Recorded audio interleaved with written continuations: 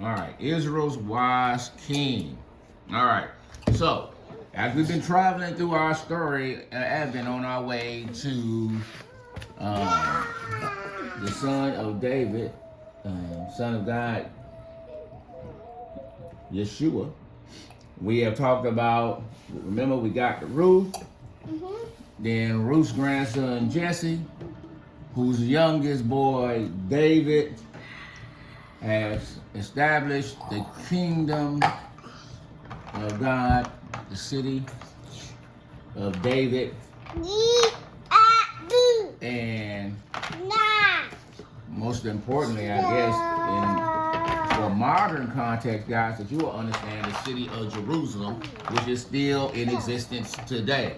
So when you look over there in the Middle East, the city of Jerusalem, where all the fighting has been over the past year or so, is the city of David that is about to be established through our next king, the wise king Solomon. Solomon is responsible for building the city that we see today. Do you understand? Solomon builds God's temple. This temple is very important. It is the physical representation of something that is in heaven, something that we cannot see. Do you understand? Solomon's temple will be the temple that Solomon builds here, that he is building. You see your face. This very temple that he builds is the one that Jesus says that he could tear down in 3 days and rebuild. The temple that Solomon builds for God, what Jesus says about it is the reason or the excuse that his enemies use to try to kill him, to get the Romans to kill him.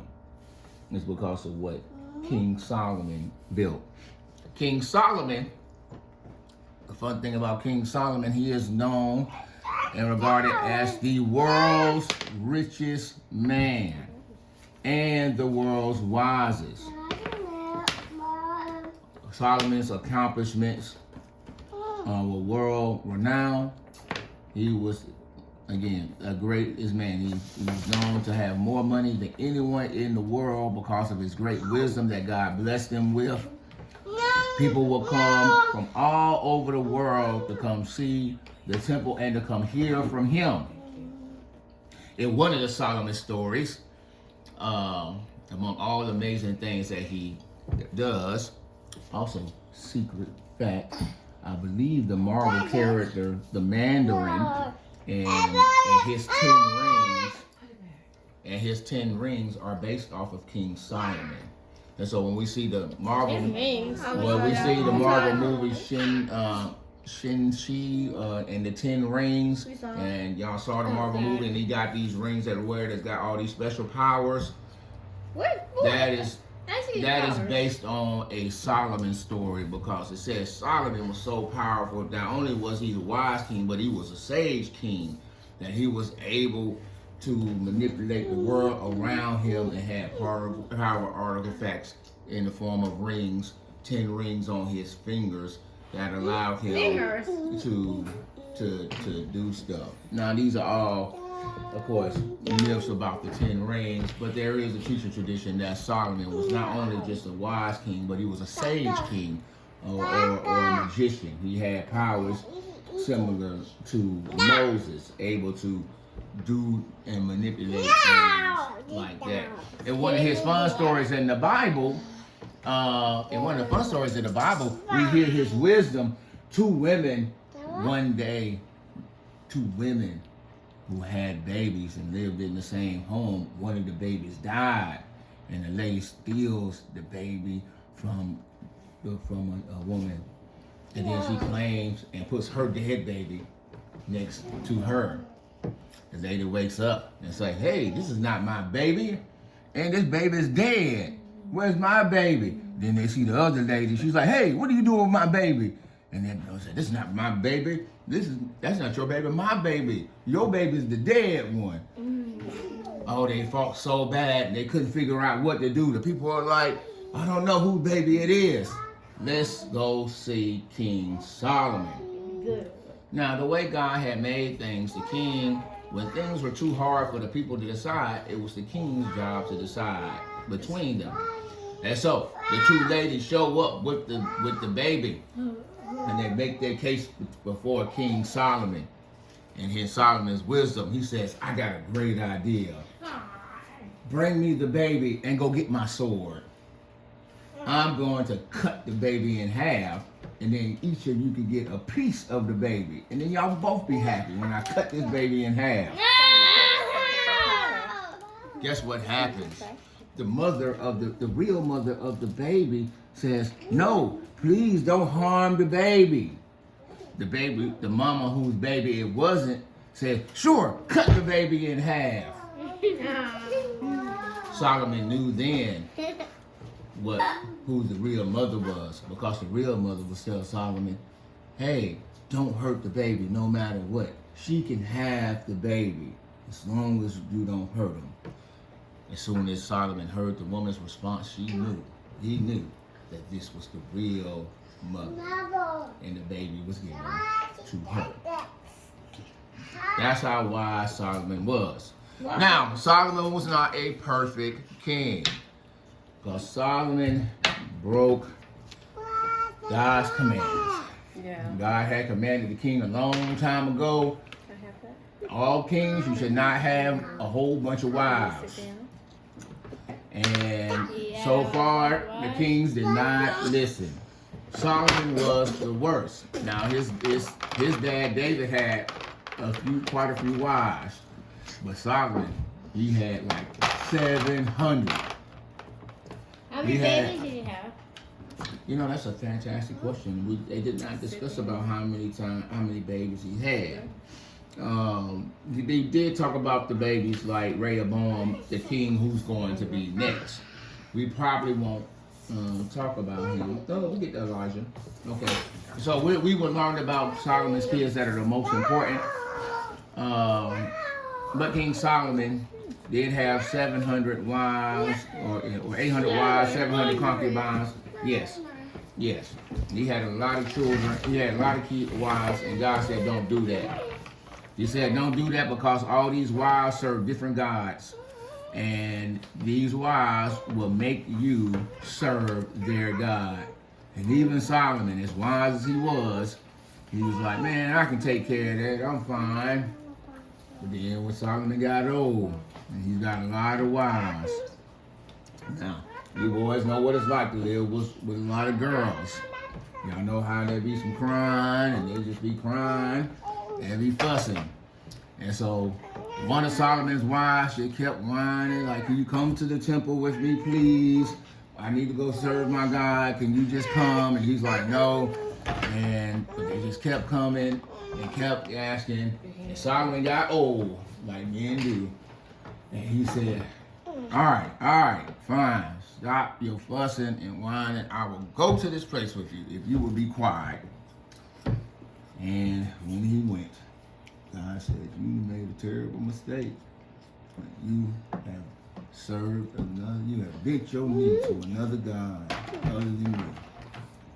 As a result, I am going to take the kingdom away from you and your children.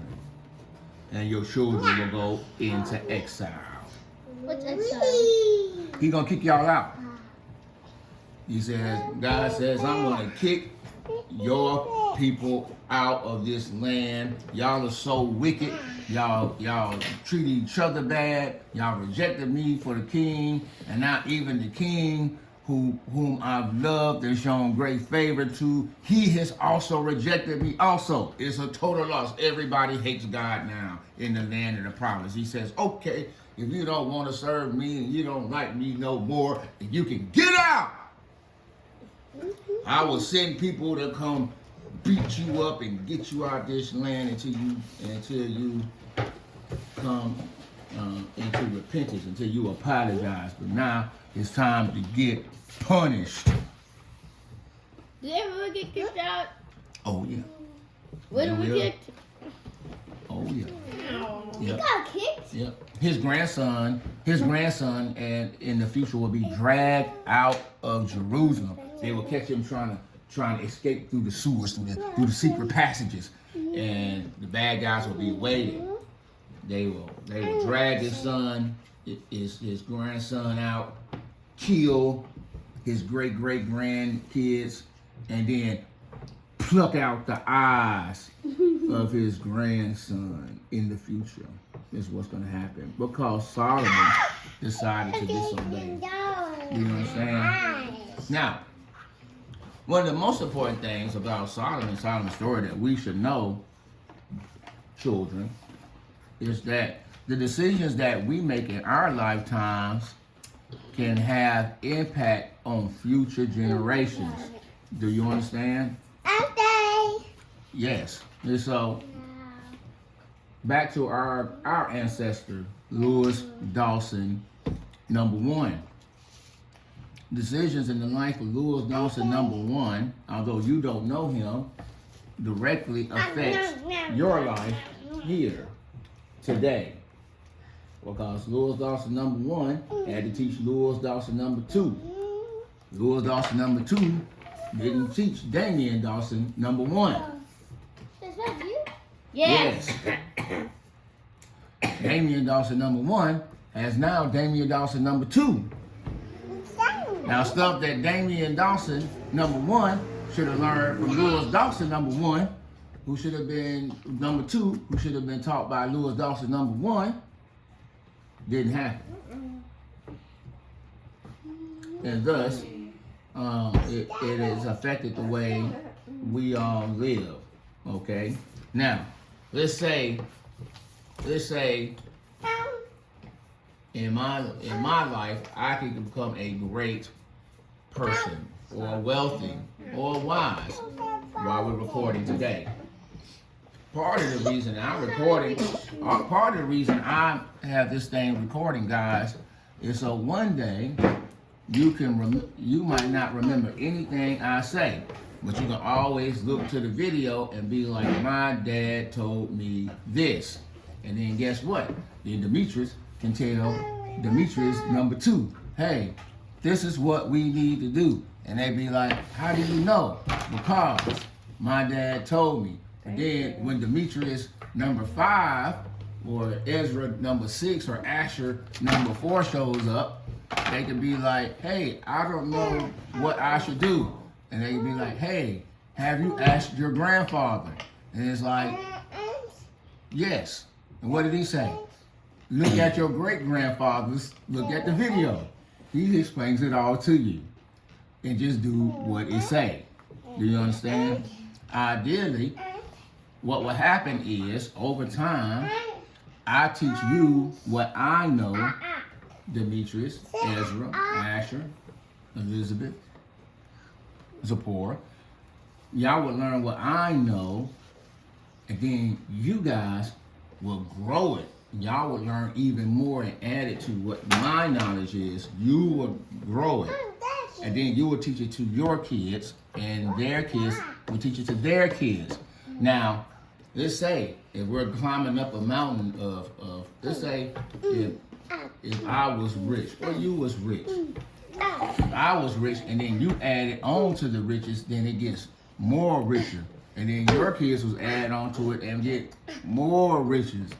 And then, you know, Demetrius number 4, Ezra number 3 will be very, very rich and very, very wise. Do you understand? And so that's the way it should work. But let's say if I'm a bad dad and I don't teach you anything, then there'd be nothing to teach your children. And even if I was rich and had all the money in the world, if I don't teach you how to live, you would die. You would lose everything. And that is what happens to Solomon and his children. Although he was very wise and very wealthy, because he disobeyed God, they will lose everything. And his people will lose everything. And everyone will die. That begins in Solomon's story. And as we continue to read from Solomon on, we will see the downfall of the people of God for their disobedience. And we will see the pattern of the people disobeying God and God spanking them and driving them out. Then they'll say, I'm sorry, and then God will bring them back. And then they will sin again, and then God will drive them out. And so this process begins with King Solomon, the world's wisest and richest man. Do you understand? All right. So, what do we need to know? King Solomon is who established Jerusalem as we know it today, the actual city. His temple, fun fact, doesn't exist no more because after Jesus, after Yeshua, the Romans who were in charge will burn it to the ground. To a Christian. Yes. And so even now you can go to Jerusalem, the city of David, the city that King David built, and you can go to the foundations where Solomon's temple was. And you can see where the fire had burnt it down because it's still burnt. And it burnt it all the way down to the ground. And the evidence is still there. And so instead of another temple getting built because God had left them, now there is a mosque there or a church to the Muslims God, Allah, or to the field like adjacent to the left of the temple is where Solomon's build was. But we can look now and see exactly where Solomon has built his temple, which is cool. And so again, evidence that God is real because Solomon existed in his temple, at least the pieces of it still exist today. In the future, this is important about this temple that Solomon built. In your future, I want you to listen carefully. In your future, a person will come and rebuild it. When you see that, be afraid. It is the end of the world. So anybody shows up in the city of David talking about rebuilding the temple, when they start talking about bringing back animal sacrifices, that is the Antichrist. He is here to destroy the world. You cannot follow him or anyone that does. This man will be very great when he shows up. He will be the best leader anyone had ever seen. Okay? He'll probably be very handsome. He's gonna get injured. Somebody's gonna try to kill him. They won't be able to kill him. And the whole world will follow him and everybody will stop fighting. It will be world peace. When you see that, you're at the end. It will probably be in your lifetime. If not your lifetime, it will be in your children's lifetime. You will need to know. Do not trust it. Do not follow them. It's going to be peaceful. People are going to make fun of you. People are going to tell you that you're wrong. That's okay. Because if you follow that man, you will die. And your children will die. Okay? We are to follow God. That's why I'm telling you this. King Solomon's temple will return. When you see it, it is the end of the world. It may look peaceful, but war will break out across the entire world. There will be invasions of not just people, but of creatures. Like some might say aliens. But once you start seeing this come back, the world is going to turn upside down. Okay? They might say to you, hey, if you want to eat, you got to get this special tattoo. You have to get this special computer chip. You have to get a thing that allows you to buy by waving your hand or something like that. Or you have to show your allegiance to this person or cause by marking your body. Do not do it. You don't need any marks or anything to buy food. Remember, God provides everything. That dirt can always grow food.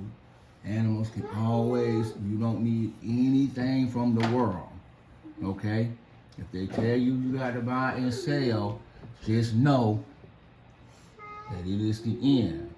Ideally, what I would love to see happen is that in future generations, that one of you will buy some dirt, acres, enough land that you and your, like the land of promise, like what God promised the people of Israel, that you will buy a large piece of land that you and your family can live on, that you can raise animals on, that you can grow your garden on.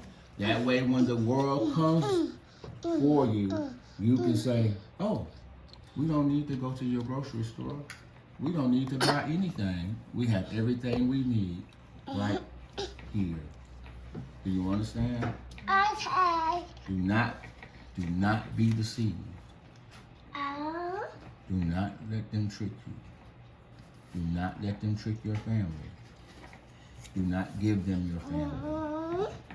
Part of the reason that you're here being educated by us and not in school is because the school lies to you. That school will lie to you. The school does not exist to help you. You understand? The school does not care about you. That's why we don't send you there. Okay? Your sister is in college because she has to get a piece of paper and some training to get a job. But the only job that we're interested in is jobs that you can take care of yourself with. Because if you're a doctor, you don't need to go to the hospital for medicine. You can do it yourself. If you're sick, you can do it yourself. If you break a tooth, your brother can take it out for you. Do you understand? Okay. That future is coming. Okay. That is in this book, that Bible. So you remember I was taking the class at night before Daddy and I started taking the class? The Revelations book. Remember I was taking the Revelations class? It's in that book. That's what we're studying about. Right. The end of the world. The end of the world. And that is why King Solomon is important. Because part of King Solomon is he is going to set the table. And the David and Solomon, the table is set for the end of the world. All the pieces start to come in place. He will build the temple. He will build the temple where God will dwell in the city, like he said he would. The people will reject God and his temple, and God will leave them for a time until everyone repents and comes back. But again, just know, when a man shows up and builds this temple, it's trouble. You understand?